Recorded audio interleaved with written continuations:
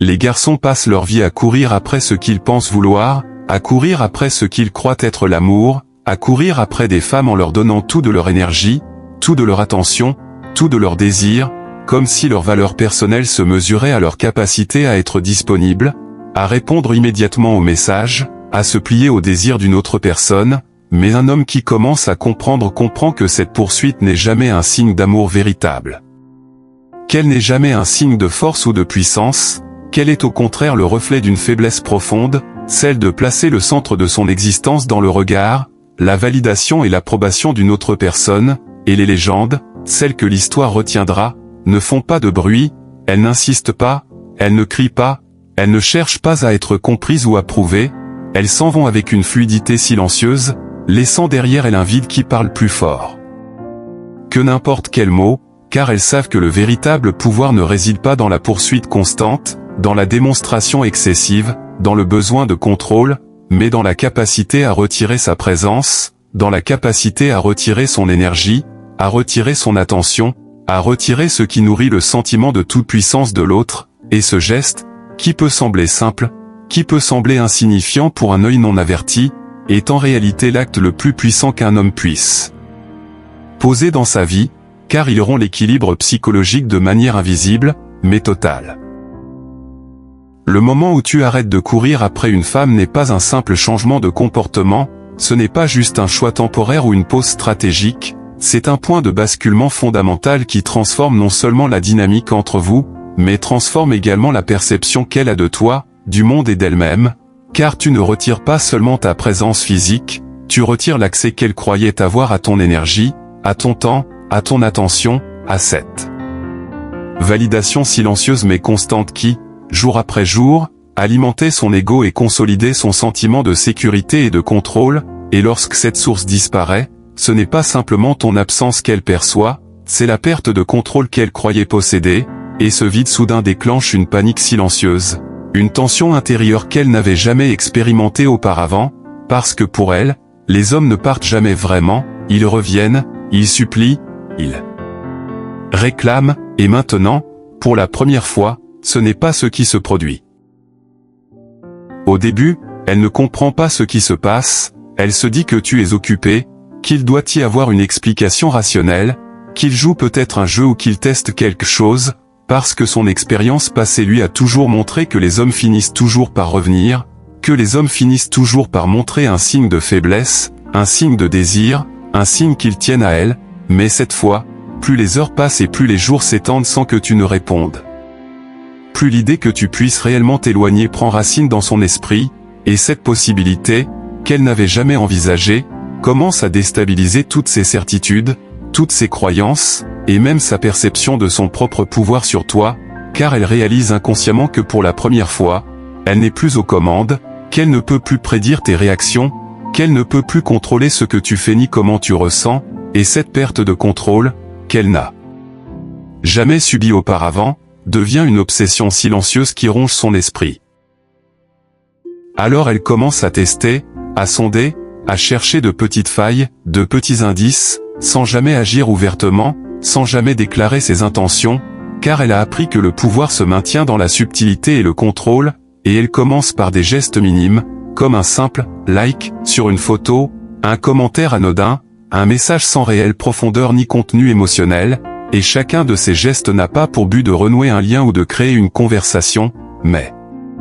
uniquement de vérifier si elle a encore de l'influence, si tu vas répondre, si une simple action de sa part suffit à provoquer chez toi une réaction, et pendant qu'elle attend, elle se retrouve dans une position qu'elle n'a jamais connue, celle de l'attente, de l'incertitude, de l'impuissance silencieuse, et cette inversion des rôles, qui pourrait sembler insignifiante à un observateur extérieur, est en réalité une perturbation psychologique profonde qui change tout ce qu'elle croyait savoir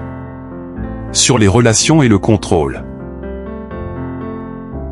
Chaque minute passée à attendre, chaque seconde où ton silence persiste devient une micro-fracture dans son assurance et dans l'image qu'elle a d'elle-même, car elle n'est pas habituée à être ignorée, elle n'est pas habituée à se sentir secondaire, à se sentir non essentielle, elle est habituée à être désirée, recherchée, au centre de l'attention, et lorsque cette dynamique s'inverse, une tension intérieure naît, une inquiétude qu'elle n'avait jamais ressentie auparavant, un mélange de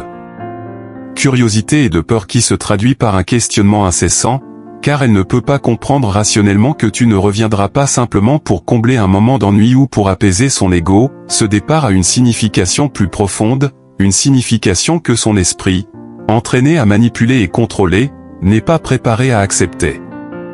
Et à mesure que le doute s'installe, il se transforme lentement en une fissure intérieure qui grandit de jour en jour, car elle commence à se demander si elle a perdu quelque chose qu'elle pensait posséder à jamais, si elle a sous-estimé ton attachement, si elle a surestimé sa propre valeur, et ces questions deviennent obsédantes. Elle tourne en boucle dans son esprit, car elle touche non seulement à la dynamique entre vous, mais également à l'identité qu'elle a construite au fil des années, cette identité qui repose sur le fait d'être désiré, d'être choisi, d'être la source d'attention, et lorsque cette identité est remise en question pour la première fois, elle se sent vulnérable, confuse, et même en colère contre elle-même pour ne pas avoir anticipé que tu puisses agir autrement. À ce stade, la jalousie s'installe, mais elle n'est pas dirigée vers l'amour, elle est dirigée vers la peur de perdre le contrôle, et elle commence à observer chacun de tes mouvements, à analyser les interactions sur les réseaux sociaux, à interpréter chaque like, chaque commentaire, chaque photo, non pas pour comprendre tes sentiments, mais pour mesurer si elle a encore un impact, si elle peut encore provoquer une réaction émotionnelle chez toi, et cette surveillance obsessionnelle devient une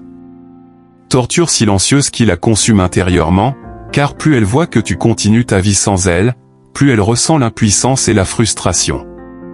Puis vient la phase de rationalisation, où son esprit essaie désespérément de se protéger de la vérité douloureuse, elle commence à se répéter que tu étais faible, que tu étais trop attaché, que tu n'étais pas si spécial, que tu ne méritais pas son énergie, et ces phrases, qu'elle partage avec ses amis ou qu'elle murmure à elle-même, ne servent pas à convaincre le monde, mais à se convaincre elle-même que son ego n'a pas été vaincu, car au fond, elle sait que tu as fait ce qu'aucun autre homme n'avait fait, que tu as refusé de te plier à son contrôle, que tu as refusé de répondre à ses provocations ou de revenir malgré son absence de limite, et cette vérité la hante silencieusement à chaque instant. Incapable de rester seule avec ses pensées, elle cherche alors un substitut, quelqu'un de disponible, de facile à contrôler, quelqu'un qui puisse combler le vide émotionnel laissé par ton absence, mais ce substitut ne lui offre pas le respect, l'attention, le défi qu'elle ressentait avec toi, et bien que son apparence extérieure puisse sembler joyeuse, souriante, épanouie, les gestes, les sourires et les publications sont un pansement fragile qui ne guérit pas la perte de ce qu'elle avait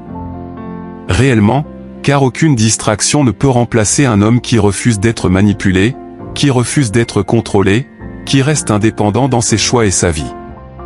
Le véritable pouvoir se révèle lorsque l'ennui s'installe et que cette fausse sécurité échoue, lorsque le nouveau partenaire ne provoque pas la même peur, la même admiration, la même tension, et que l'attraction commence à disparaître, car les femmes ne respectent jamais un homme qu'elles peuvent contrôler facilement, et lorsqu'elles perdent ce respect, lorsqu'elles réalisent que le substitut n'est qu'une version édulcorée de ce qu'elles avaient, elles commencent à regretter, à se remémorer, à penser à toi, non pas par amour, mais parce qu'elles prennent conscience qu'elles ont perdu quelque chose qu'elles ne peuvent pas reproduire. Enfin, le retour dans ces pensées de ton image devient inévitable, non comme un souvenir tendre, mais comme un symbole de force, de liberté, de refus de se soumettre, et la réalisation que tu n'as pas perdu, que tu n'as pas fui par faiblesse, mais que tu as simplement choisi de ne plus jouer le jeu de ceux qui cherchent à te contrôler, crée une transformation irréversible dans sa perception, car elle comprend trop tard que la véritable valeur d'un homme réside dans sa capacité à se retirer